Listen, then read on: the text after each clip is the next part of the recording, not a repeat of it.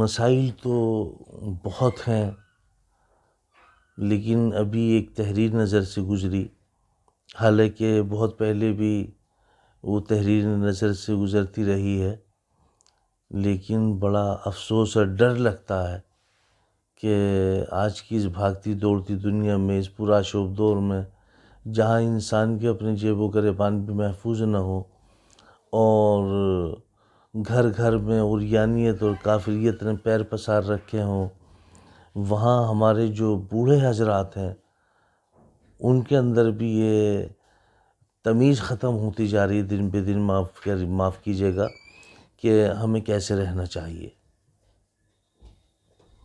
کیونکہ یوں آیا کہ 3 آدمی جنت میں نہیں جائیں گے، بوڑھا زناکار۔ اب بوڑھا زناکار کیا ہے؟ آپ کسی کے دل پہ پہرا نہیں لگا سکتے، آپ کسی کی نظر پہ پہرا نہیں لگا سکتے، جہاں تک نظر پہنچتی ہے انسان وہاں تک داخل ہو جاتا ہے، اور ہمارے اکابر نے اس کو منع بھی کیا ہے، ہمارے اکابر نے منع بھی کیا اسے۔ اور جہاں تک مجھے خیال ہے حضرت تھانوی رحمۃ اللہ علیہ نے تو بہت سختی کے ساتھ منع کیا کہ ان بوڑھے آدمیوں سے اپنی بچیوں کے سروں پہ ہاتھ بھی نہ رکھوایا کرو۔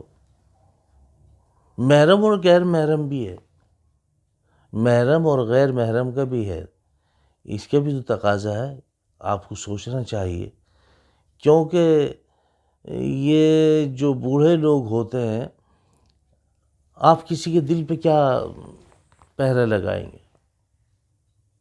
وہ آپ کی بچی کے سر پہ ہاتھ رکھیں، یہ ہاتھ رکھتے ہیں تو پیچھے تک لے جاتے ہیں، نہیں میری بیٹی بہت دن کے بعد میں آئی ہے، میں نے تجھے اتنی سی دیکھی تھی، پیچھے تک ہاتھ چلے جاتے ہیں۔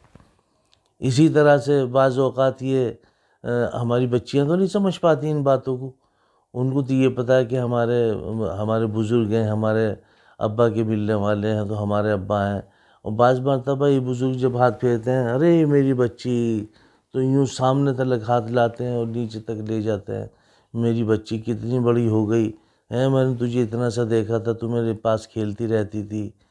تو ان باتوں کا تھوڑا سا احتراز کرنا چاہیے، شریعت ان کو اجازت نہیں دیتی ہے۔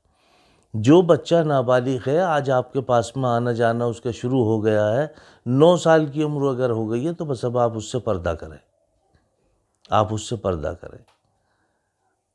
لہٰذا اپنے بچیوں کو بھی بچائیں، اور اپنے بیٹے کی جو بیویاں ہیں ان کو بھی بچائیں، خود بھی بچیں، ہاں خود بھی بچیں۔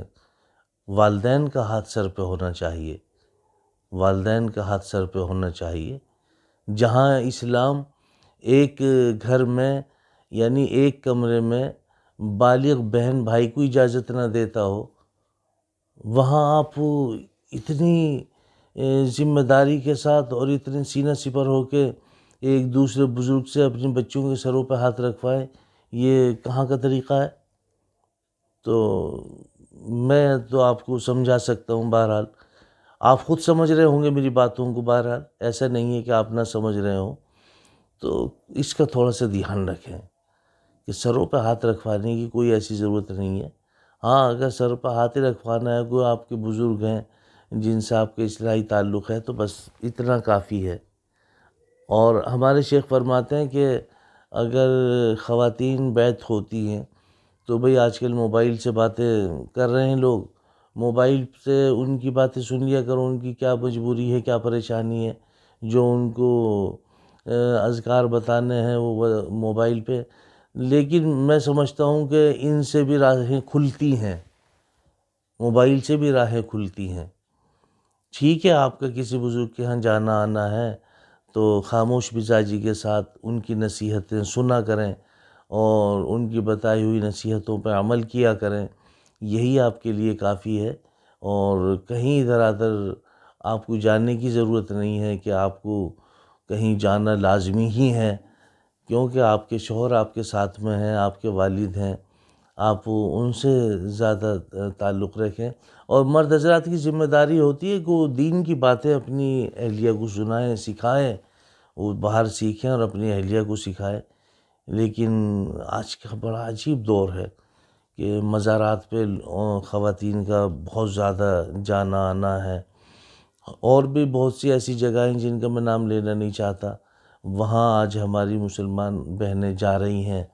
یہ بڑا ایمان کو خطرے میں ڈالنا، اپنے آپ کو خطرے میں ڈالنا، اپنی اور اپنے خاندان کی عزت کو خطرے میں ڈالنا ہے۔ اس لیے تھوڑا سا آپ ذمہ داری کے ساتھ میں رہیں، سوجھ بوجھ کے ساتھ میں رہیں، اور معلومات کرتی رہیں۔ تو یہ آپ کے لیے میں سمجھتا ہوں زیادہ بہتر اور زیادہ کارآمد ہوگا۔